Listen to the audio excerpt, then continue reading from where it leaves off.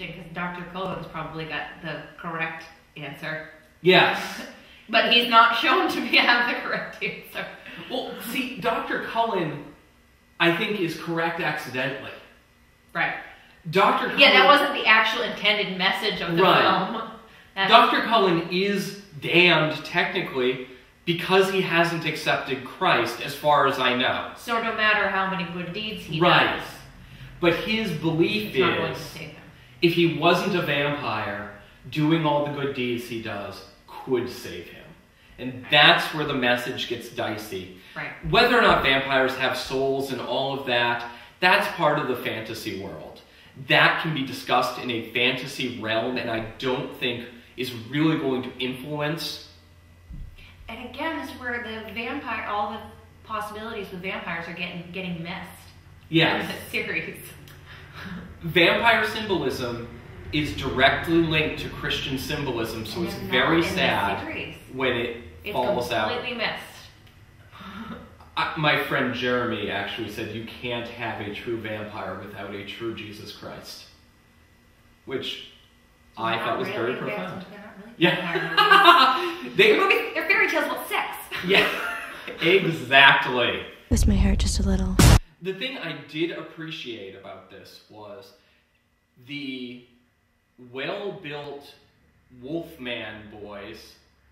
The fact that they were so large and so cut and that they didn't wear shirts was a plot point. It was important to the character, and though there is still enough there for young girls to lust after, and you should be careful about that, we did a really good job of not over-sexualizing the fact that these men were so cut.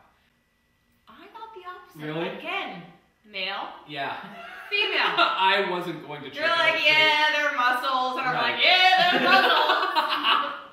muscles. Okay. So I take all of that back. I know what he did to you. But Bella, I won't ever hurt you.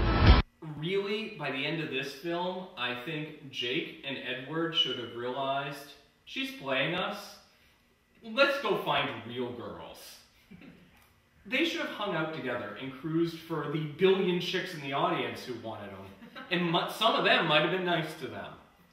The Volturi are the closest thing my world has to royalty.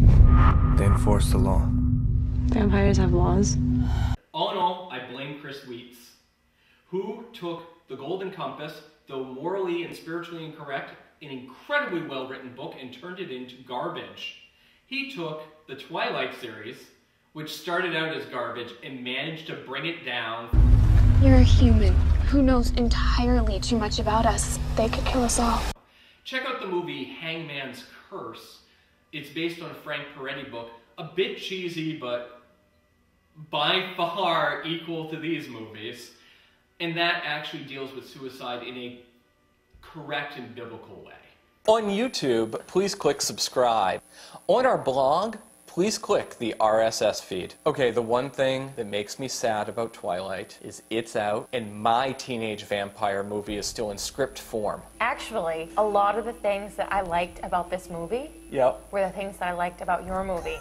Thank and you. I thought, and your movie was written before this ever even came out. It was so funny because there were things that either reminded me or the things that I liked about some of the interactions with the teenagers and some of the vampires. Like, I was just like, how can we have a movie that hasn't even been made yet? So if you'd like to see the pro-Christian Napoleon Dynamite meets Twilight, contact me about becoming a producer.